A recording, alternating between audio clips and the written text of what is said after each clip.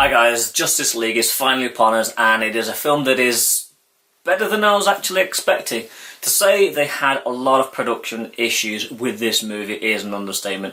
Zack Snyder directed most of the film, and for personal reasons had to step away from the film when he had issues with his family. Joss Whedon stepped in to take over the directorship and pretty much reshot a lot of the movie.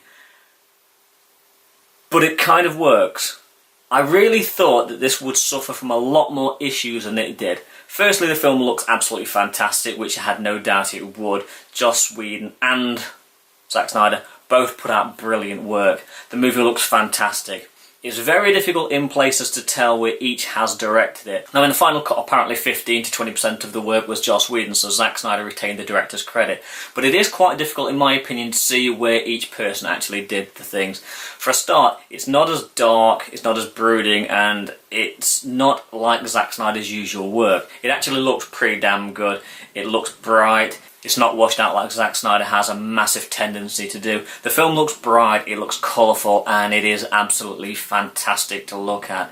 The special effects are second to none. It is really, really spectacular in places. In terms of the actors, Ben Affleck does an absolutely fantastic job as Batman.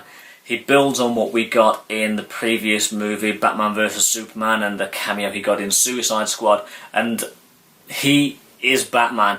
It'll be a shame if he doesn't continue with the role into The Batman, what is currently going to go into production shortly. It will be a real shame if he steps away, because he is doing things that is absolutely brilliant with this character, and he actually feels like a character I like again. He's not as dark and miserable as he was in the Dark Knight trilogy. Not putting anything against that, I really loved Chris Nolan's Dark Knight trilogy, but Ben Affleck is making Batman fun again.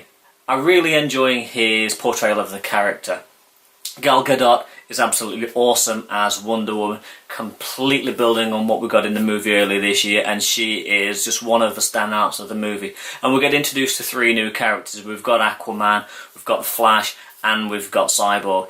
Now, the film spends a lot of time introducing these characters and building them up. In fact, probably getting on towards half the movie is introducing these characters and building the plot up, introducing the villain Steppenwolf, and really going to town on building these things. And in places I do feel it feels a little bit slow. The film has a runtime of 2 hours and 1 minute, so it's not a particularly long movie, which does cause problems. Now, personally speaking, I do like films that are not excessively long. The fact that these days every movie has to be 3 hours and it has to be an event movie kind of gets a little bit tiring at times. It's difficult when you have to clear a whole afternoon or evening out just to go and watch a movie. So when I saw the runtime of this film was 2 hours, I was quite excited, but it does create a few problems because they're trying to tell a massive story, and the first half of the film is pretty much building up these characters, introducing them and introducing them to the world. We don't really need introductions to Wonder Woman, Batman, and later on Superman. We already know these characters. So when the characters are all introduced and the film gets rolling, it does feel a little bit rushed in the second half of the movie because they're trying to fight Steppenwolf, who, to be honest, is a pretty weak villain. I wasn't overly impressed with him, and he's just a CGI created character who really just doesn't serve an awful lot of purpose in the movie except looking for these three boxes, and is a pretty disposable villain. He just doesn't serve the film the way it should do. It should have just put a big threat out there, but what they're trying to do is keep the film quite light-hearted. This film is very light-hearted, as I mentioned earlier. For a Zack Snyder film, this is very, very light-hearted. And that could be down to Joss Whedon's reshoots. We really don't know which bits that he actually did. But the film is really light-hearted. It's fun, it's enjoyable, but it is rushed in the second half. So maybe an extra 15 minutes, 20 minutes might have helped the film, but Warner Brothers specified they wanted this film to not be any longer than 2 hours, so that's what we've got, 2 hour film. And overall, I'm happy with the film. I enjoyed watching it. Seeing these characters interact with each other was a real joy, and it didn't happen too often, but when there was a little bit of conflict between them, it was washed over way too quickly. In terms of the introductions, well, the Flash's introduction was a flash, to be honest. There wasn't an awful lot of it, mainly because he was sold on the deal straight away and he didn't need any convincing. Aquaman and Cyborg were introduced a little bit more slowly, and to be fair, they could have got a little bit more screen time. Their backstories were never fully explored, and you can see there were parts of this movie that were chopped out just to make the runtime, because there was so much more to these characters' backstories, and I'm sure there's an awful lot on the cutting room floor, so hopefully at some point there'll be an Ultimate Edition like there was with Batman v Superman, because it would be nice to see these characters get a little bit more backstory and a little bit more of a build-up. But on the whole, I really enjoyed the movie. It looks good, it was light, it was quite funny in places.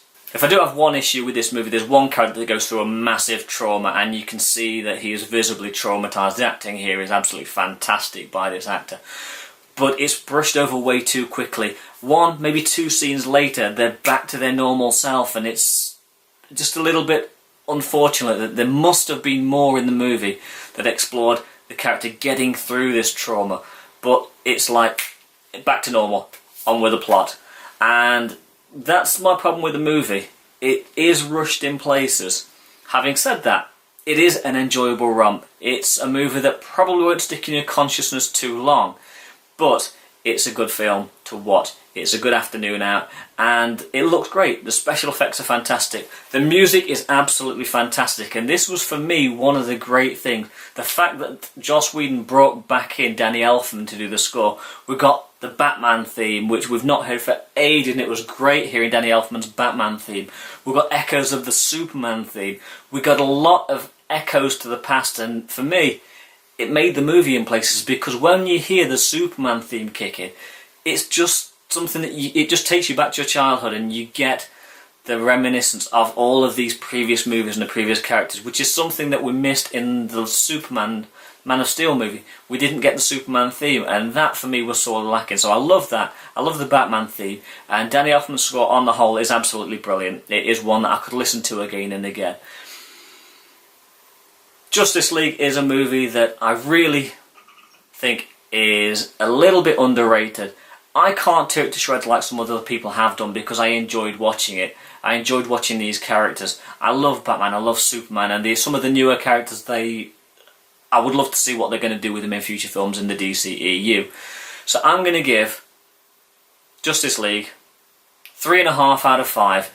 I really quite enjoyed it. I'll probably watch it again at some point.